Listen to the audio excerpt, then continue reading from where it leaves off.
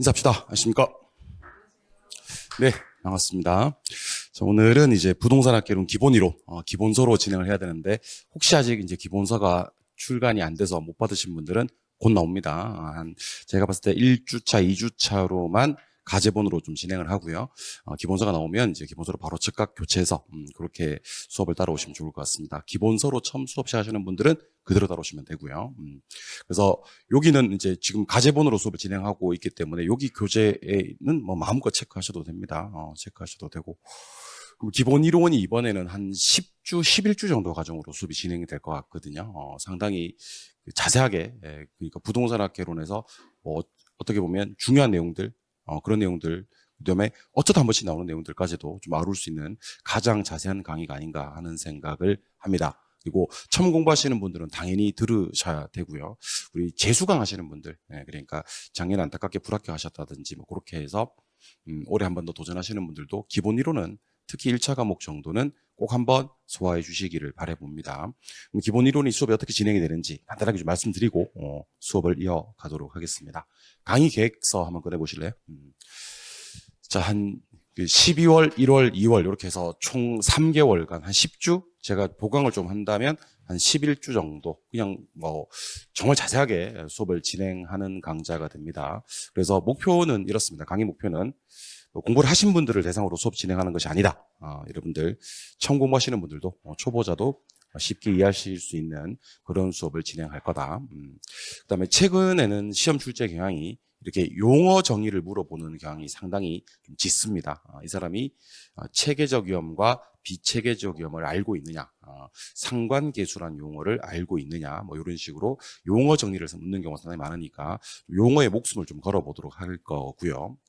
우리 부동산학 개론에서 그 8개 편이 좀 이따 목차에 있을 건데 8개 편 중에서 그 시험의 난이도를 결정하는 파트가 딱 3개 있거든요.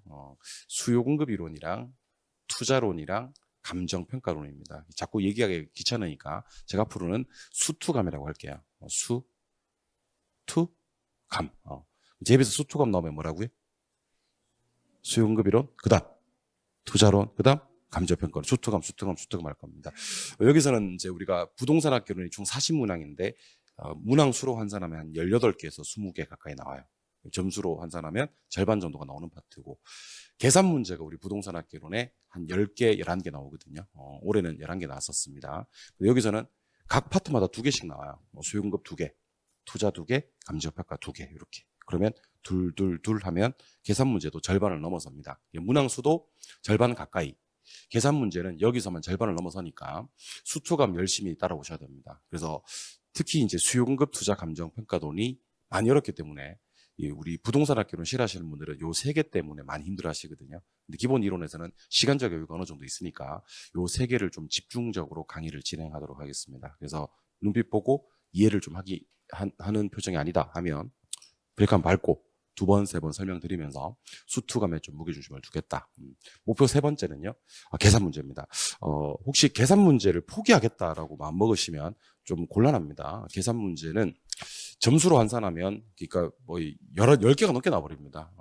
25점, 27.5점입니다. 그러니까 계산 문제를 이제는 더 이상 뭐 이렇게 소홀히할 수 없는 그런 상태가 되어버렸으니까 우리가 목표라는 계산 문제는요. 평균 한 10개 정도 나왔을 때 5개 정도, 절반 정도 맞힌다라는 느낌이고요. 저한테 개론 배우신 분들은 제가 한 7개, 8개까지도 제가 맞힐 수 있게끔 만들어 드리겠습니다.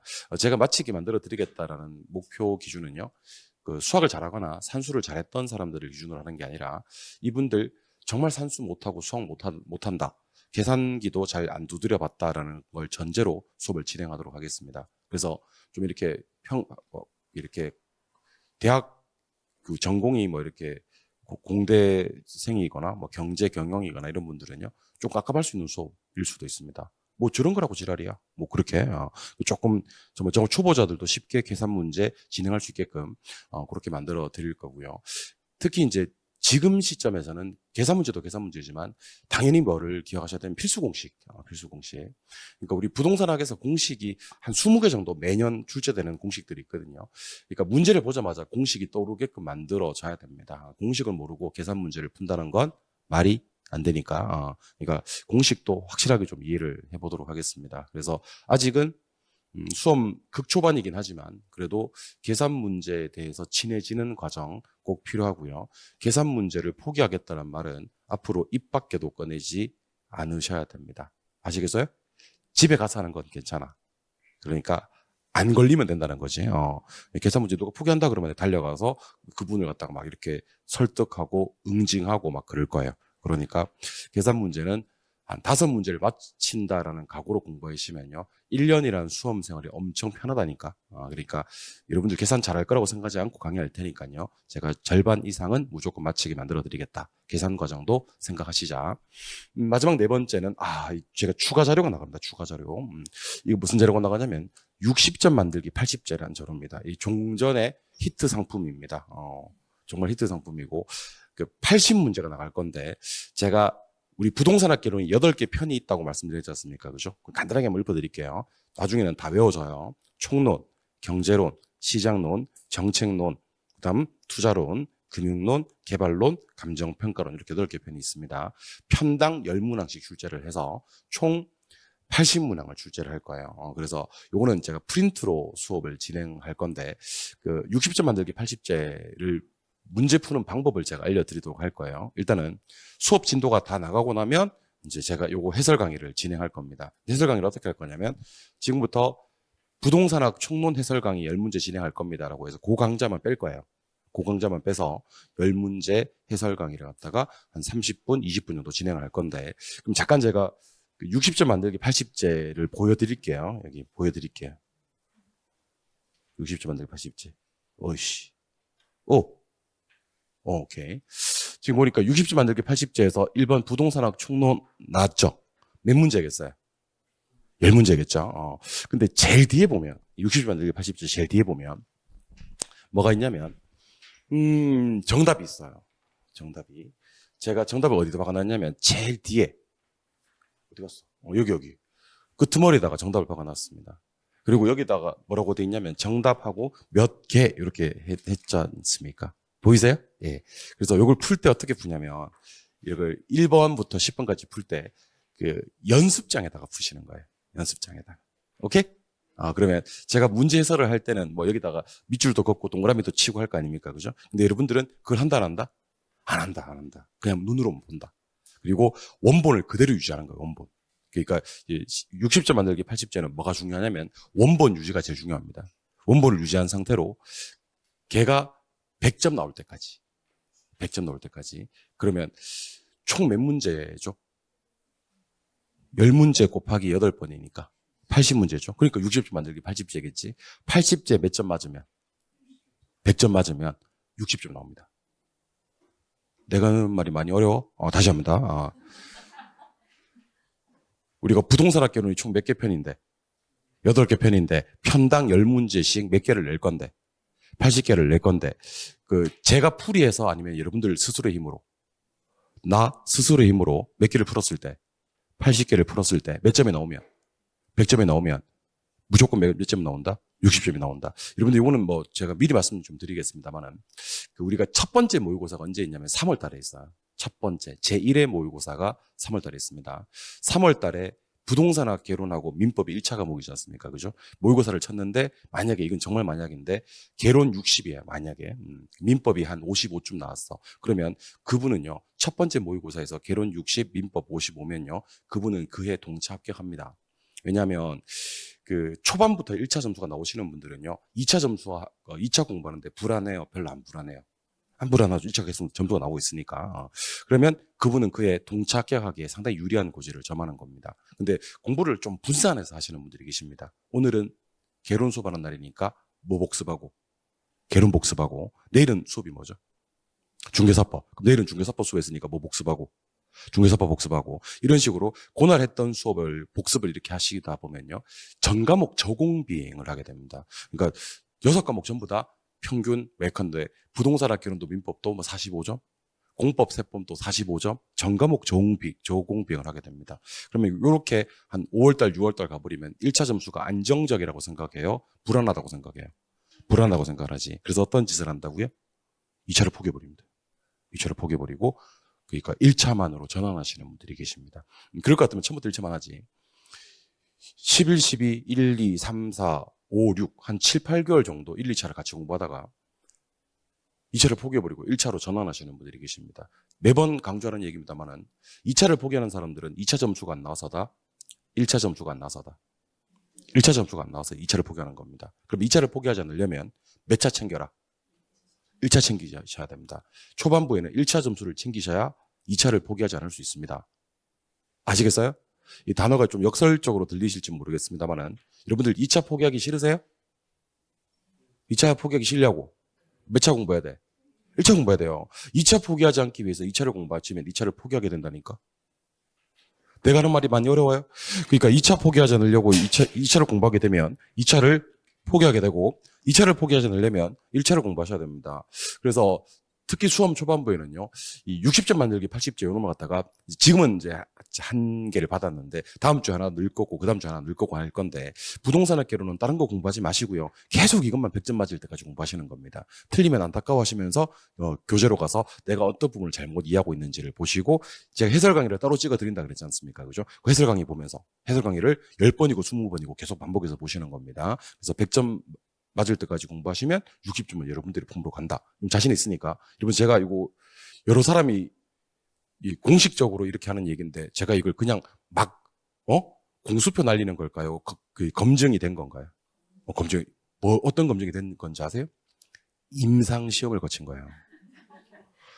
임상 시험 거친 결과 60점 만들기 80제 100점 맞으면 실제 시험에서 60점 반드시 나오는 것으로 판명이 났습니다. 근데 우리 수험생들이 왜 제가 이거 원본 유지를 강조하냐면 좀 이따 제가 수업을 진행할 거 아닙니까? 그죠? 그래서 나중에 이제 여기다 막 체크할 거란 말이야. 아, 지금 몰라도 돼. 관련 서비스업에는 여기 보니까 비주거용 부동산 관리업하고 분양 대행업하고 그다음에 감정평가 이렇게 뭐 있습니다라고 얘기를 해서 총 3개입니다. 답은 3번이고요. 이렇게 얘기를 하면 우리 수험들이 그걸 그대로 써요. 이렇게 동그라미 치고 3개. 그 집에 가서 복습할 때는 뭐 하냐면 맞지? 맞지? 맞지? 3개지. 이거 보고 이제 넘어가는 겁니다. 이 절대로 공부가 안 되는 거예요, 이게. 그러니까 여러분들 한 문제 가지고 내가 이 파트를 정확하게 아는지 모르는지를 판단할 수가 있는데 자꾸 우리 수험생들은 마치 받아쓰기 하듯이 제가 문제 풀 때도 제가 O 하면 같이 O 하고 X 하면 같이 O, X 하고 그렇게 문제를 푸시다 보면요. 정말 실력 정말 많이 늘릴 수 있는데 많이 늘릴 수 없단 말이야, 나중에. 예, 그러니까 문제 하나 풀어서 최대 효과를 발휘하고 싶으시면요. 60점 만들기 80점으로 갖다가 스스로의 힘으로 100점 맞을 때까지 공부해 주시기 바랍니다. 아시겠죠? 그래서 우리 기본 1호 12, 1, 2 무려 석 달 동안 물론 중간에 뭐 이렇게 구정 명절도 있더라고요. 명절도 있고 뭐 이렇게 또 뭐 3일절 연휴도 있고 뭐 그렇더라고. 그래서 수업을 갖다가 12주를 싹 다 하지는 못하더라고. 내가 계산해 보니까. 그래서 한 주 정도는 빼고 한 11주 정도가 수업이 진행이 되겠더라고요. 10주, 11주. 그래서 10주, 11주 열심히 따라오시고 60점 만들기 80제를 궁극적인 목표로 하시기 바랍니다. 아시겠어요? 예. 우리 수험생들이 초반부에는 열심히 공부를 하고 싶으신데 뭘 해야 될지 모르시는 분들.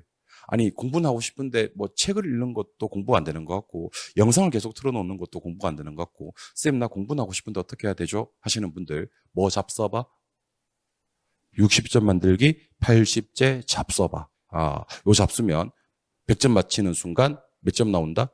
60점 나온다 하는 생각을 하시기 바랍니다. 그래서 자료가 쌓이면 쌓일수록 계속 반복해서 60점 맞기 위한 노력을 좀 해주시면 좋을 것 같다. 그런 얘기를 드려봅니다. 계속해서 강의 계획서입니다. 계속해서 강의 계획서. 강의 교재는 두 가지입니다. 일단 표준 이론서. 우리 예전에는 이걸 기본서라고 했었는데요. 이제 표준 이론서라고 이름을 좀 바꿨습니다. 그러니까 교수님 따라서 뭐 기본서 이렇게 얘기하기도 할 건데 표준 이론서라는 교재가 곧 나올 겁니다. as soon as 나올 거예요. 이 교재랑 목표는 이제 60점 만들기 80제는 교환으로 제공이 될 겁니다. 요걸 갖다가 이제 우리 100점 원본 유지한 상태에서 100점 나올 때까지 무한 반복할 거다. 이런 목표를 잡아주시면 좋을 것 같고요. 일정은 이렇습니다. 총 3개월 일정이고요. 제 생각에는 보강이 한번 들어갈 것 같아요. 보강이 이제 한번 들어가서 11주 정도 진행이 될 것 같습니다. 그래서 총론부터 시작해서 감정평가론까지 총 10주간 진행이 될 거고요. 수업 계획은 당연히 좀 변경될 수 있습니다. 일단 처음 공부하시는 분들이 반드시 학습하셔야 될 과정이다라는 생각을 하시면 좋은 것 같고요. 제가 수업하는 내용만 복습해 주시기 바랍니다. 제가 수업하지 않는 내용들은 절대로 공부하실 필요가 없으세요. 수업하는 내용만. 그리고 두 번째, 요거 제가 강조하는 거죠. 자료 이름 뭐죠? 60점 만들기, 80점은 가장 중요한 게 뭐예요? 원본 유지, 원본을 그대로 유지한 상태에서 100점이 나올 때까지 반복해 주신다. 그러니까 쌤 이거 몇 번 봐야 돼요? 이렇게 질문하시는 분들이 계시던데 몇 번 보는 게 중요한 게 아니고 한 번에 100점이 나와. 그러면 반복할 필요 없어. 아시겠어요? 세 번에도 100점이 안 나와. 그러면 4번, 5번 계속 하는 겁니다. 100점 나올 때까지 반복해 주시기 바랍니다. 그래서 저는 2월 말 이 표준 이론서로 수업을 진행하고 60점 만들기 80제로 수업을 진행하는 기본 이론 과정이 끝나는 순간 저는 부동산학 개론에서 여러분들 벌써 already 5, 60점의 점수를 사전 확보하시면 좋을 것 같고 저는 개인적으로 60점 정도를 미리 확보해 드리고 싶습니다. 그래서 우리 즐거운 상상 한번 해볼까요?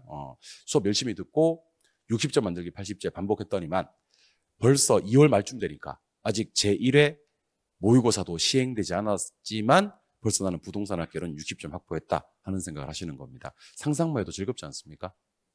그러면 부동산학개론이 벌써 아니 시험이 아직까지 한 2월달 정도면 아직까지 한 8개월 정도 남은 상황인데 1차의 한 과목이 벌써 60점 정도 확보가 되었다 하는 생각은 정말 상상만 해도 즐거운 생각이 아닌가 그런 생각이 드네요. 그러니까 그런 즐거운 상상 하시면서 저와 열심히 지금부터 3개월 기본 이론 과정 한번 열심히 들어주시기를 바라봅니다.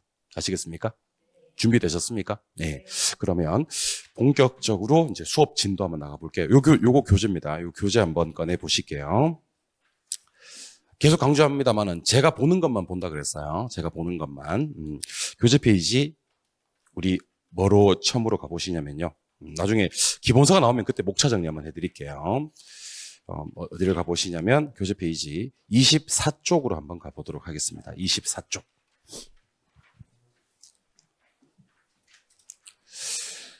지금 보고 계시는 24쪽은 일단 원칙적으로 우리 시험 범위는 아니에요. 시험 범위는 아닌데 그럼에도 불구하고 여기서 두 가지 개념만 좀 잡아보도록 할 겁니다. 자, 지금부터 한번 출발해 보도록 할 건데 오른쪽 페이지로 한번 가볼래요? 오른쪽 페이지 25쪽. 25쪽에 가시니까 우리 부동산학에서 정말 많이 쓰는 표현이 나와가지고 요거 좀 설명드리고 갈게요. 25쪽에 가시니까 심화에 가시니까 부동산의 무슨 개념이라고 떠요?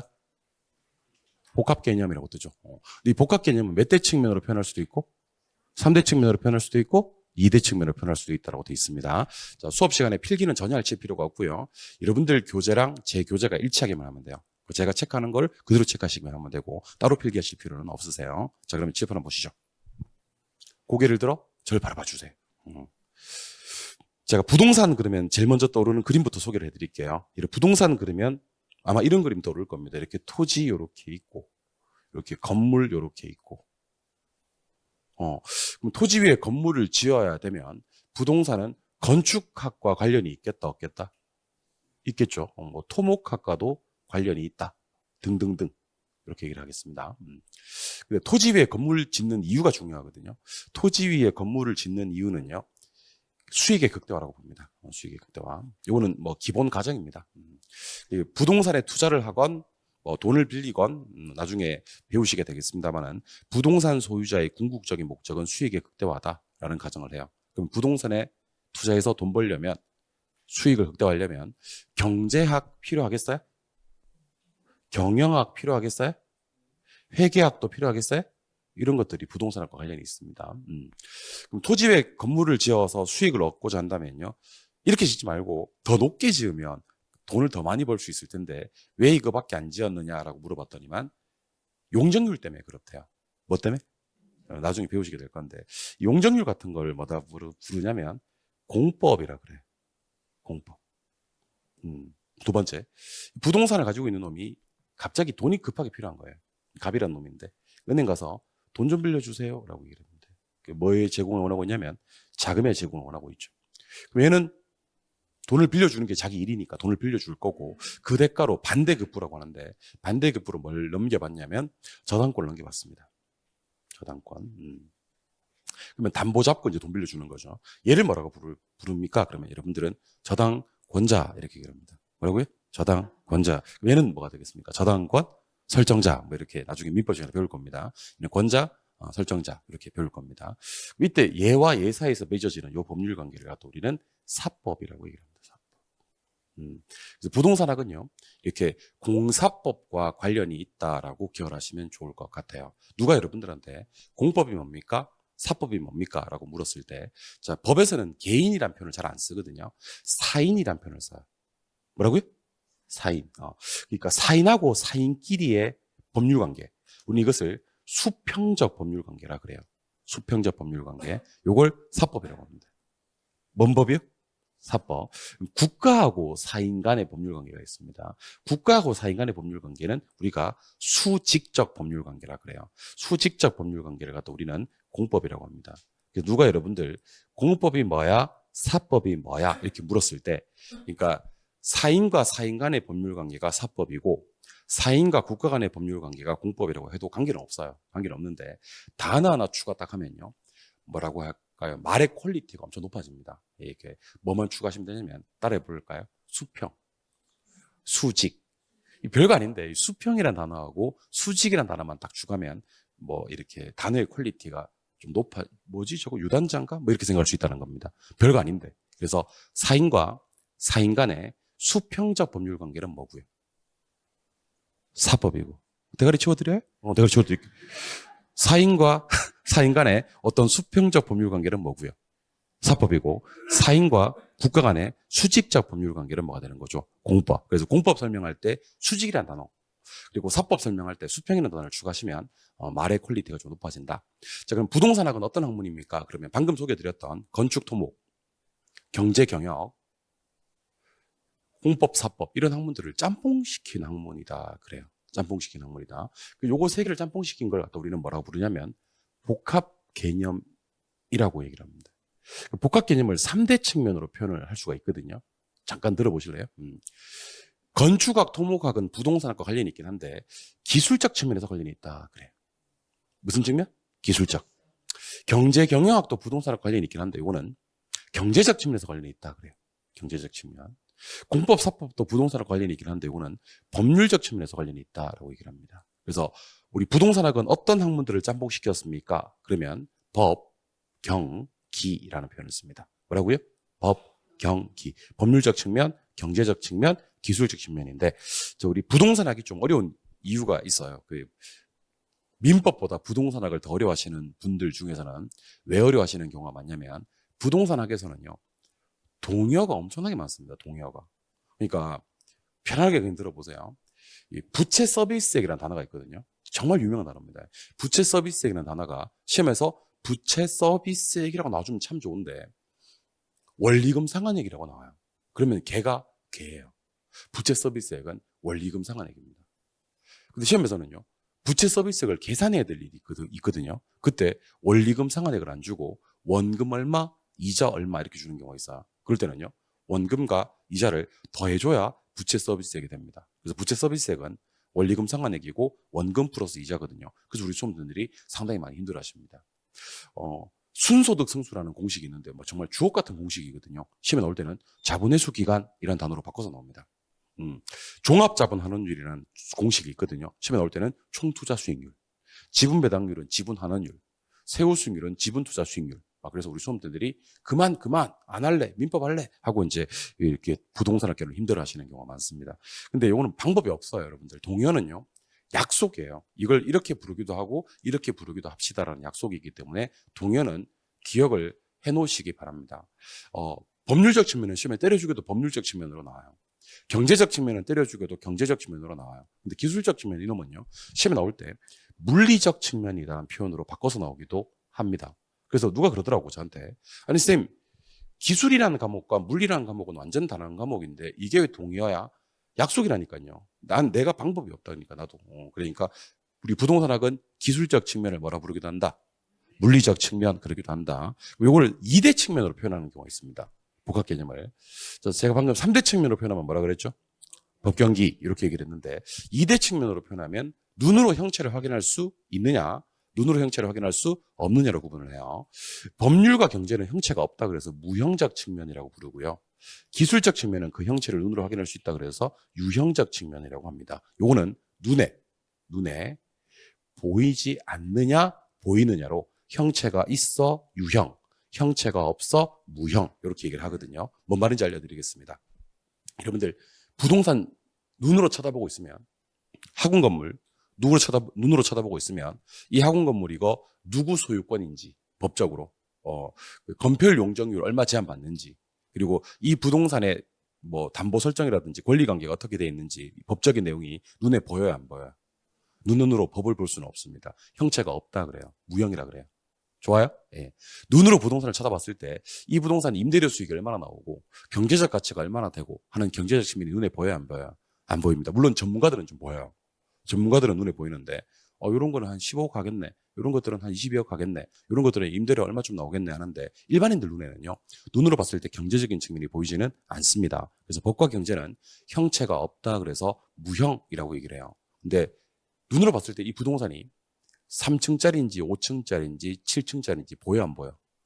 시간이 좀 걸려서 그렇지 하나씩 세어보면 몇 층짜리인지 눈에 보일 거고요. 근데 구조가 어떤 건지 지금 통유리로 되어 있는지 벽돌로 지어놨는지 눈에 보이는 겁니다.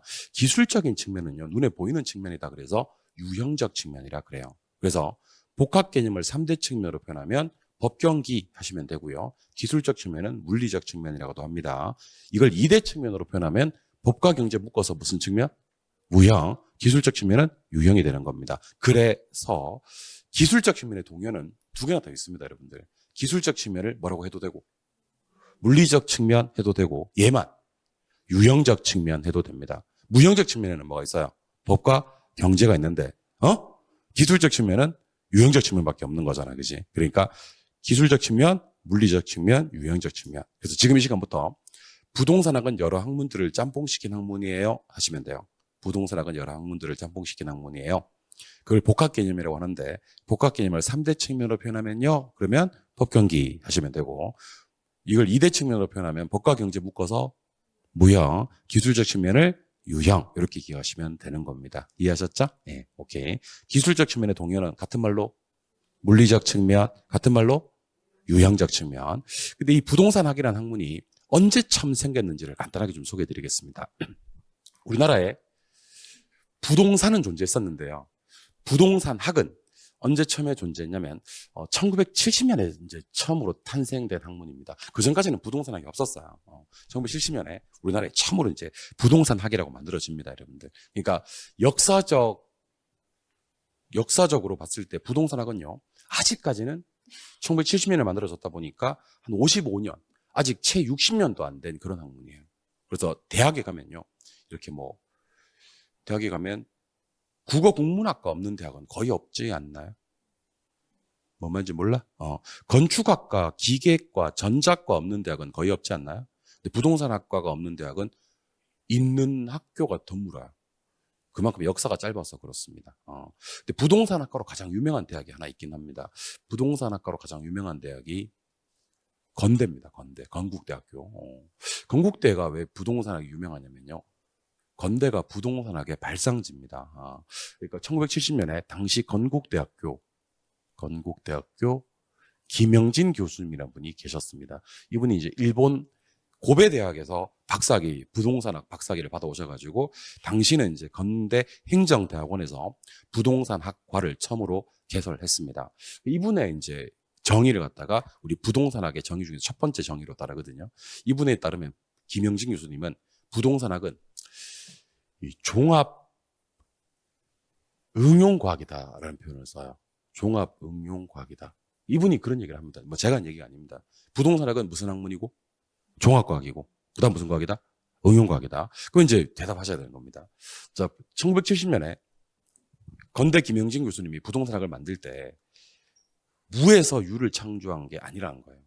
무에서 유를 창조한 건 아니고 기존에 있던 학문들을 뭐해서 종합시켜서 짬뽕시켜서 만든 학문이 부동산학이라는 학문입니다. 짬뽕은 우리가 네 글자로 뭐라 부르는데? 복합계. 여러분들 이러면 안 돼. 다시. 짬뽕은 네 글자로 뭐를 짬뽕시키는 건데? 복합개념. 복합개념은 3대 측면으로 표현하면 뭐요? 법경기. 2대 측면으로 표현하면 유무형적 측면의 학문이다라고 하는 겁니다. 그래서 여러분들 지금부터 하는 말이 틀린 말입니다. 부동산학은 건축학이다. OX. 부동산학은 건축학이 아닙니다. 부동산학은 건축학과 관련이 있는 거예요. 부동산학은 경제학이다. 절대 안 납니다. 부동산학에서 차지하는 경제학 비중이 상당히 크긴 해요. 하지만 부동산학은 경제학이 아닙니다. 부동산학은 경제학과 관련이 있는 학문입니다. 그런 학문들을 종합시켜서 짬뽕시켜서 만든 학문이 부동산학입니다. 부동산학은 단순과학입니까? 종합과학입니까? 종합과학. 두 번째, 부동산학은요, 응용과학입니다. 이거는 아직 몰라도 되는데, 여러분 회계학에 가면 감가상각이라는 표현을 씁니다. 부동산학은 회계학과 관련이 있을까 없을까? 있어요. 감가상각이라는 표현을 쓰거든요. 어디 있어요? 회계에서 감가상각을 씁니다. 요거 어디서 하냐면 취득원가에서 하고요. 요거 법정 내용수 가지고 감가상각 처리를 합니다. 여러분들 잘 들으세요. 편안하게. 아직은 몰라도 돼.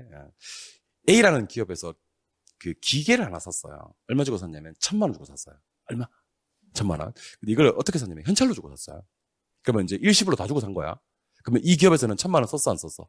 썼지. 그러면 이 기계가 지금 1,000만 원짜리 기계인데 수명이 몇 년이냐면 5년이에요. 몇 년? 5년. 그럼 법적으로 내용 연수가 5년 잡혀 있고 기계가 취득 원가가 1,000만 원짜리란 말이야. 그러면 회계장부에다 써야 될 거 아니야. 이 기계로 얼마 썼음? 1,000만 원 썼음. 이렇게 얘기해야 되는데 회계에서는요. 1,000만 원을 바로 이렇게 비용 처리 안 해줍니다. 분명히 1,000만 원을 일시불로 썼는데도 수명이 몇 년이라면? 5년이라면 1년에 예컨대 200씩 5번 이렇게 비용 처리를 해줘요. 그러니까 한 번에 1,000만 원 비용 처리해 주는 게 아니라 200만 원씩 5번씩 비용 처리를 해줘요. 오케이? 이걸 회계학에서는 1년에 200만 원씩, 자, 따라해볼래요? 감가상각 처리한다.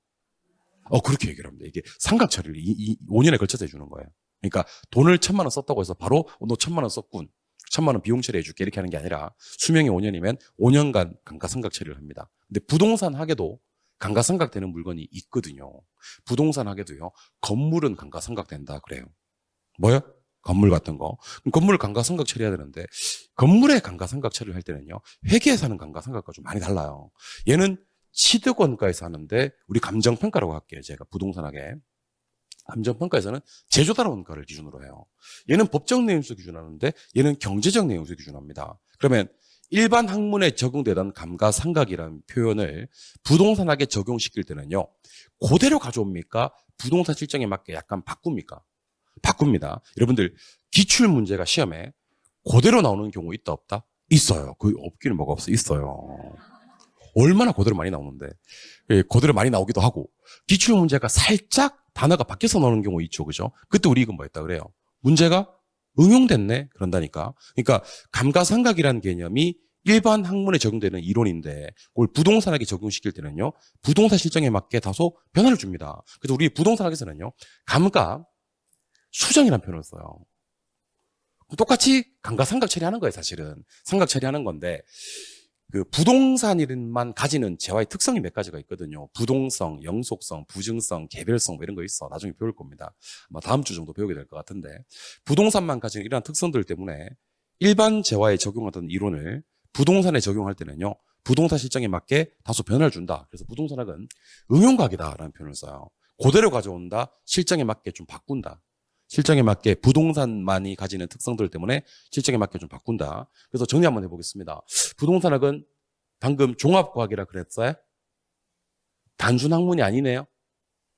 그리고 두 번째 순수과학이 아니에요. 실정에 맞게 응용을 좀 합니다. 무슨 과학이다?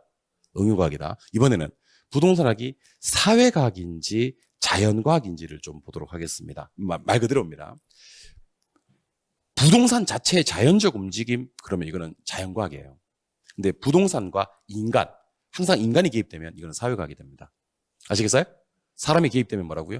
사회과학이라고요. 그럼 우리가 부동산학 목차를 갖다가 아직 외지는 못했지만 여러분 부동산학 목차는 전자인지 후자인지 A인지 B인지 한번 얘기해 보시기 바랍니다. 부동산학의 목차입니다. A. 태풍, 홍수, 지진, 해일, 산사태. 이게 부동산학의 목차에 있었는지. 아니면 B입니다. B. 투자, 금융, 개발, 정책, 시장, 감정평가, 마케팅, 이런 게 부동산학 목적에 있어서 A입니까 B입니까? 부동산학은 B입니다. 그러니까 절대로 우리 태풍, 홍수, 지진, 해일, 산사태 안 배웁니다, 여러분들. 부동산학은 자연과학이 아니거든요. 부동산학은요, 정책, 투자, 금융, 개발, 항상 거기에 누가 있냐면 인간이 있습니다. 인간이 부동산을 담보로 돈을 빌리는 걸 금융, 인간이 부동산에 투자, 그 다음에 정부가 부동산에 개입하는 정책, 항상 인간과 부동산의 관계를 다루기 때문에 부동산학은 무슨 과학이 아니라 자연과학이 아니라 사회과학입니다. 오케이? 그리고 부동산학은 구체적인 학문인지, 이걸 경험과학이라 그래요. 경험과학인지 아니면 추상적인 학문인지도 한번 대답해 보시기 바랍니다. 여러분들 부동산학이 추구하는 가치는요, 뜬구름 잡는 학문이어야 될까요? 아니면 인간 생활에 바로 써먹을 수 있는 학문이어야 될까요? 써먹을 수 있는, 인간이 경험했던 것을 구체적으로 써먹을 수 있는 학문이어야 된다는 겁니다. 그래서 부동산학을 뭐라 부르냐면, 그냥 편하게 들으세요. 실사구시, 실사구시의 학문이라는 표현을 써요. 실사구시. 실사구시가 뭔지 아세요? 모르시는군요. 뭐 괜찮습니다. 실사구시시면 안 나옵니다, 여러분들. 실사구시 몰라도 괜찮아요, 여러분들. 실사구시는 뭐냐면, 제가 이런 학자들을 좀 소개해 드리겠습니다. 뭐, 정약용, 박지원, 박재가, 혹시 이런 사람 들어본 적 있어요? 이 사람들 뭐라 그래요? 실학자라 그래요, 실학자. 기존의 조선의 학문들은요, 이렇게 뭐, 유학이었잖아요. 뭐, 그래서 뭐는, 뭐, 효도를 해야 되고, 뭐 임금을 섬겨야 되고, 막 그런 얘기를 합니다. 좋은 얘기들이긴 한데, 인간 생활에 써먹을 수 있는 것들은 아니라는 거죠. 근데 부동산학은요, 인간이 경험했던 것을 구체적으로 써먹을 수 있는 학문이어야 된다는 겁니다. 부동산학은 그래서 구체적 경험과학입니다. 마지막으로 부동산학은 원든 원하지 않던 법 규제를 많이 받습니다. 그래서 규범과학의 성격도 가지고 있습니다. 부동산학은 규범과학의 성격도 가지고 있다. 그래서 여러분들은 자격시험 공부하실 때는요, 이렇게 not A, 법 B로 공부해 주시면 좋습니다. not A, 법 B. not A, 법 B가 뭐죠? 이거 상당히 쉬운 영어 수고인데, A가 아니라, 아니라 B이다. A가 아니라 B이다. 결론은 뭔데? B인데 뭐가 아니라? A가 아니라 B이다. 자격시험 공부하실 때 이렇게 공부하시면 정말 좋아요. 그러니까 뭐가 나오면 O인지 뭐가 나오면 X인지가 중요합니다. 보지 말고 한번 해볼까요? 보지 말고. 부동산학은요, 둘 중에 하나 골라. 단순입니까? 종합입니까? 종합이에요? 단순 아니고 종합이네? 네. 응용이에요? 순수예요? 순수 아니고 응용이네? 네. 자연이야? 사회야? 그럼 자연과학 아니고 사회과학이네? 네. 부동산학은 추상입니까? 구체 경험입니까? 구체 경험. 추상 아니고 구체 경험이네? 그리고 규범과학은 그냥 그대로 규범과학이라고 기억하시면 됩니다. 얘는 뭐 반대말이 따로 없습니다.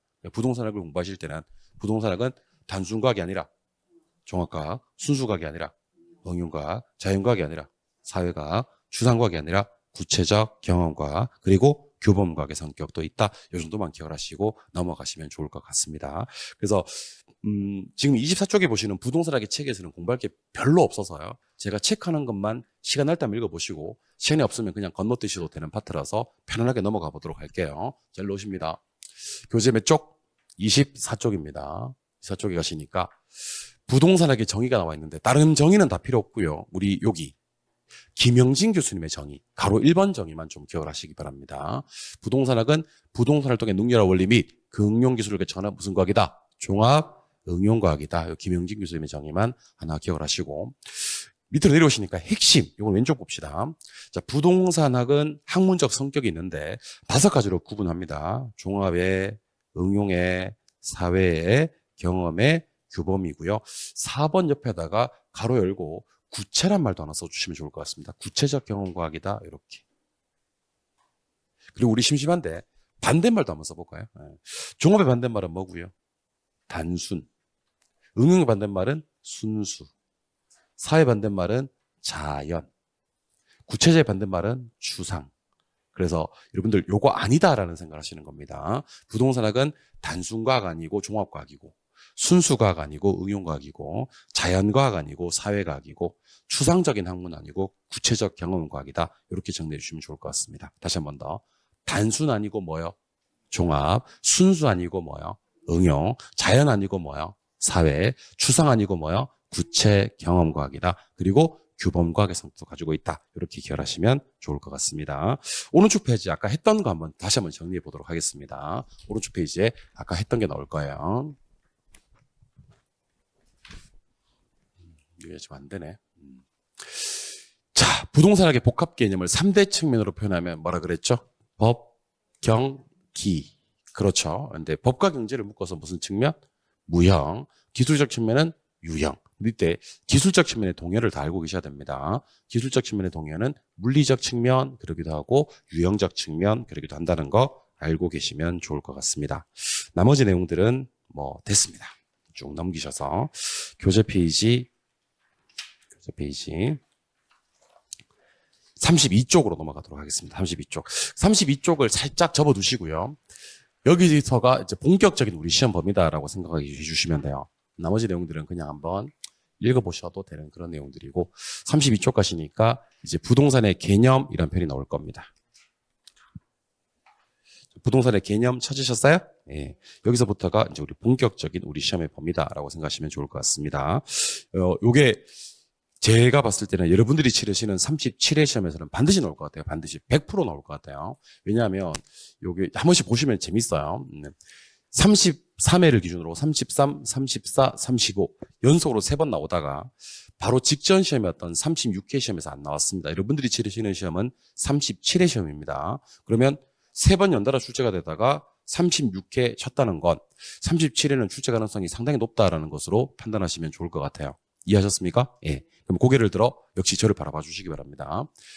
처음에 제가 여러분들한테 소개해 드릴 것은 복합 개념의 부동산을 좀 소개해 드릴 겁니다. 뭐 혹시 모르니까 혹시 제가 부동산을 영어로 뭐예요? 이렇게 물을 거예요. 부동산을 영어로 뭐라고 합니까? 그럼 여러분들은 리얼 에스테이트 뭐 에스테이트 이렇게 얘기를 합니다. 리얼 에스테이트 그러면 여러분들은 아 이거 부동산이구나 라고 생각하시면 되고 혹시 그 부동산 학이 영어로 뭡니까? 라고 물으면요. 단어는 똑같고요. 대문자로 표현하면 됩니다. 대문자로 리얼 에스테이트 이렇게 하시면 돼요. 그러니까 소문자 리얼 에스테이트는 뭐가 되고요. 부동산 대문자 리얼 에스테이트는 부동산 학 이렇게 보시면 됩니다. 그래서 부동산학이 영어로 뭔지는 뭐 알면 좋으니까 뭐 소유권적인 측면에서 본다면 리얼 프로퍼티 그러기도 하는데 가장 많이 통용해서 쓰는 말은 리얼 에스테이트라는 말입니다. 근데 우리가 부동산을 바라볼 때는요. 항상 복합 개념으로 바라봐야 됩니다. 무슨 개념이요? 복합 개념. 복합 개념은 몇 대 측면? 3대 측면. 3대 측면 뭐죠? 법경기. 그래서 우리 제 입에서 제가 만약에 여러분들한테 복합 개념의 부동산 이런 표현을 쓴다면 여러분들은 3대 측면인 법률적 측면의 부동산, 경제적 측면의 부동산, 기술적 측면의 부동산에서 법, 경기 하시면 됩니다. 물론 이제 동의어를 알고 계시죠. 기술적 측면의 동의어가 무슨 측면이고 물리적 측면이고 법과 경제 묶어서 얘를 뭐라 그러고 눈에 안 보이니까 무형이고 기술적 측면 눈에 보이니까 뭐죠? 유형이 됩니다. 이때 법률적 측면에서 바라보는 부동산에는 두 가지가 있는데요. 하나는 협의의 부동산과 하나는 광의의 부동산이 있습니다. 여러분들 협의는 좁은 의미를 얘기하는 거고요. 광의는 넓은 의미를 얘기합니다. 여러분들 너 생각이 왜 그렇게 협소해 할 때 협의해 할 때 협의입니다. 좁은 협자를 써요. 광의는 무슨 광자냐면 넓을 광자입니다. 여러분들 광폭 타이어, 광폭 행보라는 말 들어본 적 있습니까? 이거는 행보가 넓다. 타이어가 좀 이렇게 넓다 하는 것을 광의라고 얘기를 합니다. 자, 근데 협의의 부동산과 광의의 부동산 둘 다 협의의 부동산부터 먼저 볼 건데 얘는 민법상 부동산이라 그래요. 그리고 우리 최대쌤의 강의는 민법 99조 1항에 가시면 부동산이라 하면 딱 정해놨습니다. 토지 및 그 정착물을 말한다라고 되어 있습니다. 그러면 여러분들 제가 지금 뭐라 그랬습니까? 토지 및 그 정착물. 그럼 나머지는 뭡니까? 그럼 동산이에요. 그 예를 들어 우리는 민법상 부동산 그럽니다. 무슨 부동산? 민법상 부동산 또는 무슨 부동산? 협의의 부동산 또는 좁은 의미의 부동산이라고 합니다. 민법은 좁은 의미로만 부동산을 봅니다. 오케이? 얘를 뭐라 부르는데 협의의 부동산이라고 하는데 누구하고 누구요? 토지 및 거정착물을 말합니다. 그럼 광의 부동산은요. 방금 제가 소개해드렸던 토지 및 거정착물을 받고 준부동산이라는 게 더해집니다. 뭔 부동산? 준부동산. 그럼 여기서 잠깐 우리 못된 객관식에 한번 대비해 보도록 하겠습니다. 여러분 객관식이요. 참 못됐어요, 진짜. 말도 못해, 진짜. 제가 질문 드리면 OX로 대답하세요. 토지 및 거정청물은, 듣고 있어요? 토지 및 거정청물은 협의의 부동산이다. 맞잖아. 방금 했잖아. 한 5초 전에 했잖아. 토지 및 거정청물은 협의의 부동산이다. OX. 오, 토지 및 거정청물은 협의의 부동산이면서 좁은 의미의 부동산이면서 민법상 부동산이에요. 오케이? 문제 두 번째. 토지 및 거정청물은 광의 부동산에 속한다. OX. 옵니다. 이게 뭐예요? 토지 및 거정청물은 무슨 부동산인데? 협의의 부동산인데 광의의 부동산은 뭐를 포함해요? 협의를 포함합니다. 그래서 제가 방금 문제를 어떻게 냈냐면 나중에 테이프 돌려서 한번 감아서 한번 봐봐요. 리와인드해서 토지 및 거정청물은 광의의 부동산에 속한다 그랬어요. 잘 봐요. 누구와 누구는요? 토지 및 거정청물은 광의의 부동산에 속해요? 안 속해요? 속해요. 그러면 토지 및 거정청물로 협의와 광의를 구분할 수 없는 거예요. 표정이 왜 이럴까? 다시 합니다. 뭐 대단한 거 한다고. 다시 합니다. 뭐 대단한 거. 자, 토지 및 거정청물은 협의에 있어요? 광의에 있어요? 둘 다 있는 거예요. 둘 다 있기 때문에 토지 및 거정청물로는 협광의를 구분할 수가 없는 거예요. 한 개도 안 중요해요. 뭐가 중요하면 준부동산이 중요한 거예요. 준부동산 없으면 협의예요. 있으면 광의. 그러니까 협광의를 구분할 때는 뭐를 붙박이로 박아놓고 토지 및 뭘 준부동산을 붙박이로 박아. 여러분들 지금 여러분들하고 제가 말이 안 통해요. 그러니까 협의의 부동산과 광의의 부동산은 무조건 누구와 누구를 토지 및 거정청물을 붙박이로 박아놓고 준부동산 없으면 뭐고 협의고 준부동산도 있으면 광의고. 핵심은 준부동산이에요. 준부동산은 어디는 속하지 않고 협의는 속하지 않고 광의에 속하는 거예요. 근데 토지 및 거정청물은 협의에 속하고 안 속하고 속하고 광의에 속하기 때문에 토지 및 거정청물은 협광의를 구분하는 기준이 아닌 거예요. 토지 및 거정청물은 협광의를 구분하는 기준이 아니고 준부동산이 협광의를 구분하는 기준이 된다는 겁니다. 오케이? 다시 갑니다. 토지 및 거정청물은 어디에 있어요? 둘 다 있어요. 둘 다 있어요.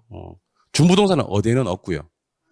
협의에는 없고요. 광의에만 있어요. 그럼 광의만 있는 부동산이 누군데? 준부동산인데 준부동산은 일단 토지 및 거정청물이 아니야.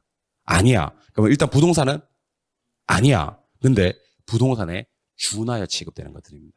부동산에 준하여 취급되는 것들을 준부동산이라고 합니다. 일단 잘 보세요. 잘 보세요. 일로 오십니다. 요거 여러분들 자동차라 그래요. 요 건설기계, 요 항공기, 요거 선박입니다. 그 다음에 공장재단, 광업재단, 그 다음에 요거는 어업권, 임목입니다. 지금 외우세요. 자가 뭐예요? 자동차, 건설기계, 항공기, 선박, 재단 두 개, 공장재단, 광업재단. 어가 뭐야? 어업권, 임목입니다. 그래서 앞으로 제가 여러분들한테 준부동산 3종이요. 그럼 여러분들은 기계 종류 하나, 그리고 재단 종류 두 개, 기타 종류, 기계, 재단, 기타 하시면 돼요. 뭐라고요? 기계, 재단, 기타. 근데 아무거나 준부동산 될 수 있는 건 아니고 반드시 이렇게 등기나 등록으로 공시해야 됩니다. 뭐로 공시해야 된다고요? 등기, 등록. 등기나 등록의 공시 방법을 갖춰야지 부동산에 준하에 처리되는 준부동산이 됩니다. 그럼 준부동산이 되는 순간 일단 소유권 됩니다. 뭐 된다고요? 소유권. 준부동산 되는 순간 저당권 됩니다. 뭐 된다고요? 저당권. 준부동산 되는 순간 감정평가 됩니다. 자, 그럼 제가 문제 나갑니다. 모든 준부동산은 소유권 되고 저당권 되고 감정평가 됩니다. 그러면 될까 안 될까요? 돼요. 모든 준부동산은. 근데 준부동산 중에서 중개대상물이 되는 준부동산이 있어요. 여기서 말하는 중개대상물은 공인중개사법에서 배우시는 겁니다. 딱 두 개밖에 없어요. 그 임목하고요. 뭐하고요? 임목하고요. 요거 보이시죠? 예. 그리고 재단, 공장재단, 광업재단.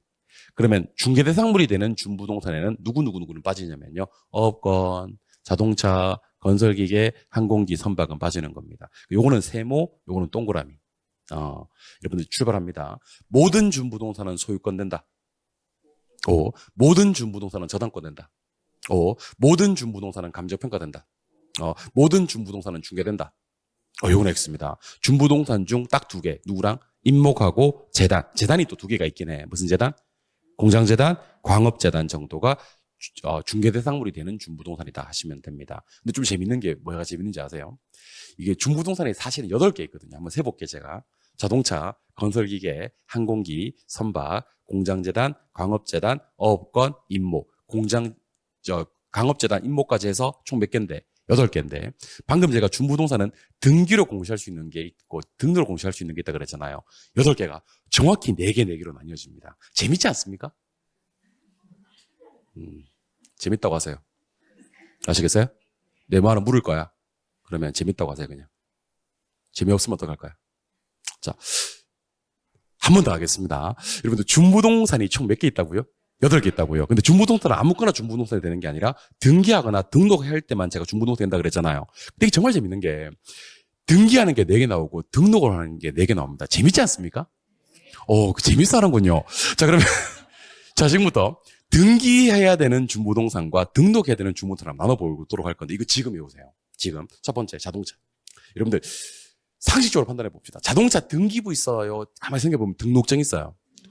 자동차 등록증 있습니다. 자동차 등기사업소라 그래요. 자동차 등록사업소라 그래요. 자동차 등록사업소라 그래요. 오케이? 자동차. 그 다음에 이거는 아마 잘 모르실 텐데 건설기계예요. 건설기계도 등록해요. 건설기계 만다고요? 등록한다고. 그리고 항공기도 등록해요. 뭐요? 항공기. 그리고 어업권 등록합니다. 뭐라고요? 어업권. 그래서 여러분들 자동차, 건설기계, 어업권, 항공기는 등록합니다. 근데 선박이요. 정말 조심하셔야 됩니다. 20톤 이상의 선박이거든요. 몇 톤 이상? 20톤 이상의 선박. 자, 20톤 이상의 선박은요. 기계 종류 몇 개 중, 4개 중 유일하게 등기합니다. 그럼 이렇게 공부하면 되겠네. 대부분의 기계들은 많은데, 등록하는데 선박 중에서 몇 톤이 넘으면? 20톤이 넘으면 얘는 뭐 한다? 등기한다. 참고로 우리가 선박의 종류를 3가지를 봐요. 이까지는 알 필요는 없어. 편하게 들으세요. 기선이라고 있어. 기선. 그리고 범선이라고 있어. 범선. 그리고 부선이라고 있습니다. 요거는 한자식 표현인데 요즘에는 잘 쓰는 말은 아닙니다, 사실은. 근데 아직까지도 간혹 한 번씩 보면 뭐 범선으로, 기선으로 이런 얘기를 씁니다. 기선은 뭐냐면 기관으로 움직이는 배를 얘기하는 겁니다. 뭐요? 뭐겠어, 그러면? 엔진, 모터보트. 기관으로 움직이는 배를 기선이라고 합니다. 기선 뭔지 알겠어요? 기선 뭐라고요? 기관, 엔진으로 움직이는 배를 기선이라고 그래요. 범선은 돛으로 움직이는 배를 범선이라고 합니다. 우리 돛담배 할 때 돛 있잖아요, 그죠? 그걸 갖다 우리는 범선이라고 그래요. 부선은 진짜 알 필요 없다. 부선은 자생 항행 능력은 없어요. 지 혼자 움직일 수는 없고 다른 배가 끌면 끌려가는 배, 그 뜰부자만 쓰는 거예요. 끌려가는 배, 뜨기만 뜨는 배를 갖다 우리는 부선이라고 하는데 부선 됐고, 우리가 일반적으로 선박 그러면 뭐 아니면 뭐를 얘기한다? 기선, 범선.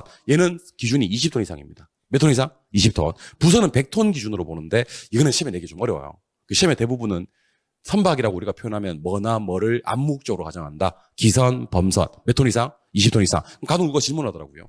선생님, 그러면 20톤 이상의 선박이 등기한다면 20톤 미만의 선박은 뭐 하지? 그건 등록해요. 등록하는데 안 나와. 시험에 나와야 말이지 뭐.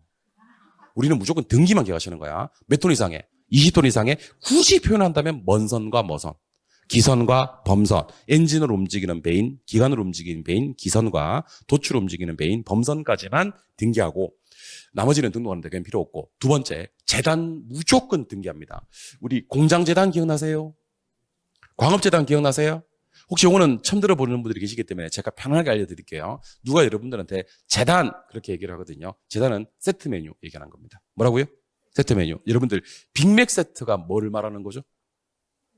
빅맥 햄버거랑 프렌치 후라이랑 감자, 그 다음에 콜라, 이걸 세트 메뉴라고 하지 않습니까? 그죠? 공장 가면요, 공장 건물이 있겠어?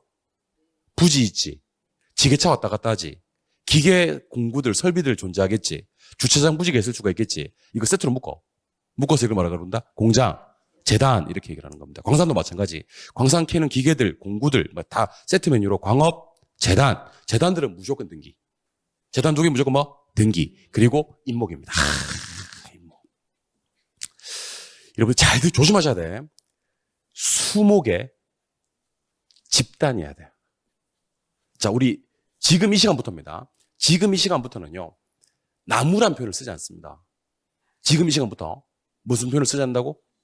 나무란 표현을 쓰지 않는다고. 나무는 누가 쓰는 표현이냐면요, 어린이들이. 엄마 나 나무 하나 그려볼까? 나무 그려봐. 이렇게 그 어린이들은 나무라고 얘기를 하고요. 오늘 이 시간부터 배운 사람들은요. 나무란 표현을 쓰지 않고 수목이라고 합니다. 근데 이 수목이 집단으로 있어요. 어떻게 해요?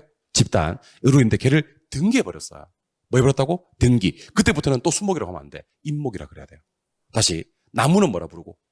수목. 근데 그들의 무엇이면서 집단이면서 뭐 했을 때? 등기했을 때 걔를 뭐라 부른다? 인목. 그래서 제 입에서 인목 나가는 순간 딱 두 개가 암묵적으로 가정이 된 거야. 얘는 수목 한 그루야 집단이야.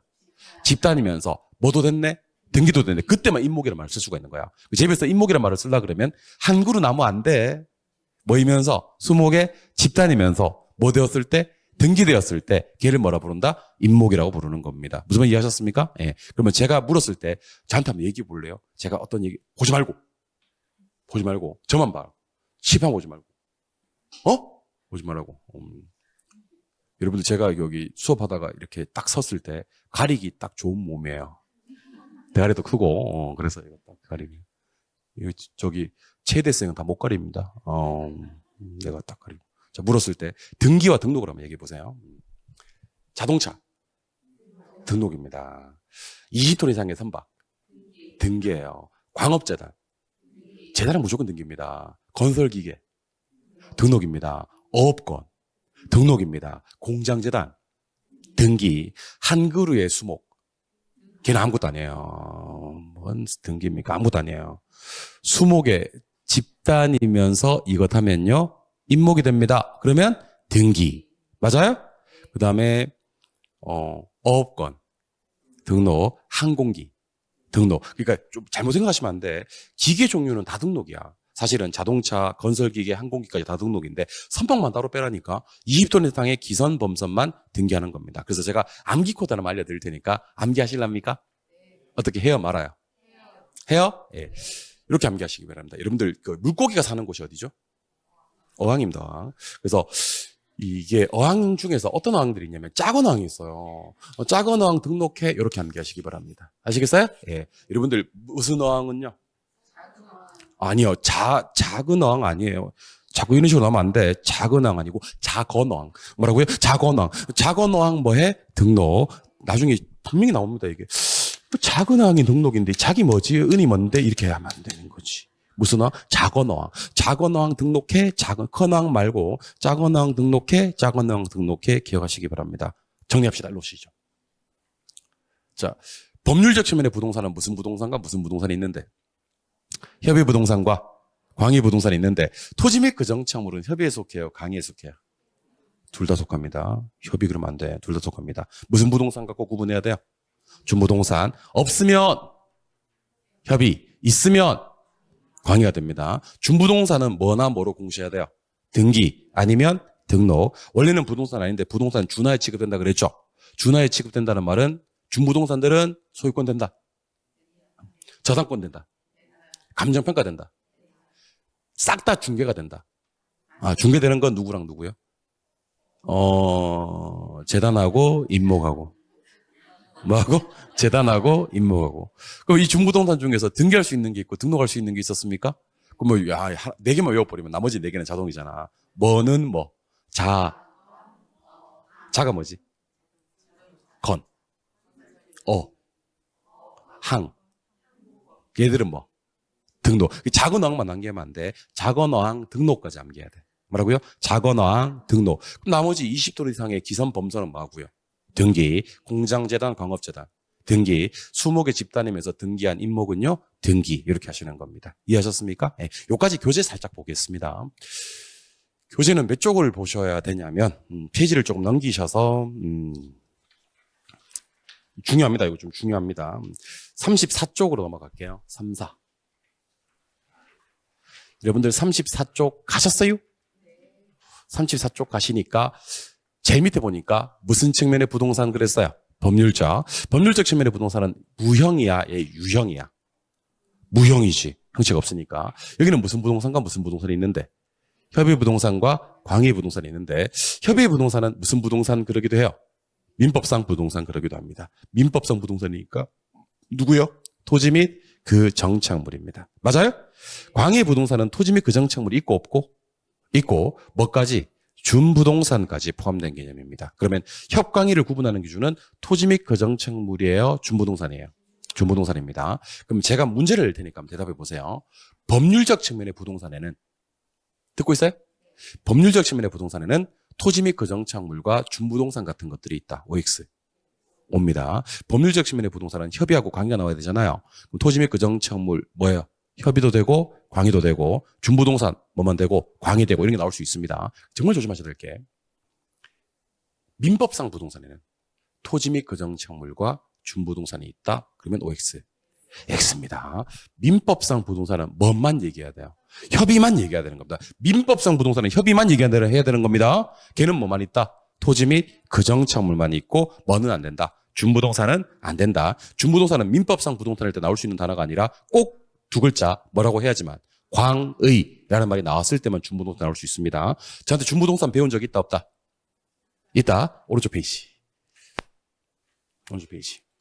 자, 준부동산을 뭐라고 부르기도 하는데 의제부동산, 의제 준다 그래서 의제부동산이라고 하기도 하는데 얘는요. 일단 공시방법이 뭐나 뭐의 공시방법을 갖춰야 됩니까? 등기, 등록의 공시방법을 갖춤으로써 원래는 부동산 아니었지만 부동산에 뭐하여 취급? 준하여 취급됩니다. 맞아요? 근데 이 중에서 뭐로 공시하는 게 있고요? 등기로 공시하는 게 있고요. 등록으로 공시하는 게 있는데 둘 다 공부하실래요? 한 개만 하실래요? 하나만 합시다. 어떻게 시작? 자건, 어항 이렇게 자건, 어항 등록하시고요. 나머지는 다 등기하시는데 등기하실 때 조심하셔야 될 게 두 개만 좀 조심하실게요. 여기 임목은 수목의 집단이어야만 된다는 거 하나 체크하시고요. 선박은 20톤 이상의 선박인데 이거는 기선하고 범선만 해당된다는 거. 부선은 100톤 이상인데 부선까지는 시험에 나오지 않을 것 같아서요. 기선, 범선 정도만 체크하시기 바랍니다. 좋습니까? 예. 그리고 준부동산 같은 경우는요. 일로 오세요. 일로 오세요. 소유권 돼요? 저당권 돼요? 감정평가 돼요? 근데 중개 대상이 되는 건 세모해 놓으세요. 딱 두 개만 되거든요. 누구랑? 공장재단, 광업재단, 임목. 그래서 나중에 내일 이제 수업 시간에 황정선 쌤한테 배우시게 될 건데 요거 한번 연습합시다. 우리 중개대상물 그러셔도 되고 매수신청 대리대상물 그러셔도 돼요. 중개대상물의 범위가 몇 개 있는데 4개 있는데 1번하고 2번은 뭐 민법상 부동산이라서 당연히 중개대상물이 될 것 같고요. 저는 3번, 4번만 좀 봤으면 좋겠어요. 누구랑요? 임목하고요. 누구랑요? 공장재단, 광업재단하고는 준부동산 중에 중개대상물이 되는 준부동산이다 정도는 알고 계시면 좋을 것 같습니다. 좋아요? 이번에는 준부동산에 어떤 것들이 있는지는 쭉 나와 있는데 이건 여러분들이 한번 쭉 시간 날 때, 시간이 없으면 됐고 시간 날 때 한번 읽어보시면 좋은데 제가 동그라미 4번에 있는 내용은 꼭 설명을 드리고 싶어요. 자, 어떤 놈은요? 임목이라는 놈은요. 이 법에 있어요. 임목에 관한 법률이라는 법이 있거든요. 근데 꼭 요 말이 나와 있습니다. 수목에 뭐이면서 집단이면서 뭐를 받은 것? 등기받은 것. 그래서 임목은 수목 한 그루는 절대로 안 되고요. 수목의 집단이면서 등기했을 때만 임목이 된다라는 거 다시 한번 기억해 주시기 바랍니다. 아시겠습니까? 아시겠습니까? 예, 기억을 좀 해주시고 다시 앞쪽 페이지로 돌아올게요. 다시 앞쪽 페이지로 돌아와서 우리 지금 뭐 건넨 거냐면 32쪽입니다. 32쪽에 우리 지금 뭐 건넸냐면 복합 개념의 부동산 중에서 법률적 개념 끝낸 거예요. 한 번만 더 볼까요? 여기 보세요. 복합 개념은 3대 측면으로 표현하면 뭐가 있고요? 법경기, 기술적을 물리적 그러기도 합니까? 예. 법과 경제 묶어서 뭐야? 무형. 기술적 측면은 유형. 법률적 측면에는 무슨 부동산과? 협의 부동산과 광의 부동산이 있는데 둘 다 뭐는 있다? 토지 및 거정책물은 있고. 맞아요? 뭐 가지고 구분한다? 준부동산. 없으면 뭐? 협의. 있으면 광의. 혹시 문제 풀다가 무슨 부동산이 뜨면 민법상 부동산이란 말이 뜨면 얘는 뭐만 얘기해야 된다? 협의만. 그러니까 토지 및 거정책물만 얘기해야 된다. 그래서 저 따라 한번 해보세요. 협의, 좁은 의미, 민법, 토지 및 거정책물. 이 4개가 모두 같은 말이에요. 좁은 의미의 부동산, 협의의 부동산, 민법상 부동산, 토지 및 거정책물 요거 4개가 모두 같은 말이다 기억해 주시기 바랍니다. 이해하셨습니까? 예, 좀 쉬었다가 경제적 측면하고 기술적 측면도 빠르게 보고 복합 부동산으로 넘어가도록 할게요. 쉬겠습니다.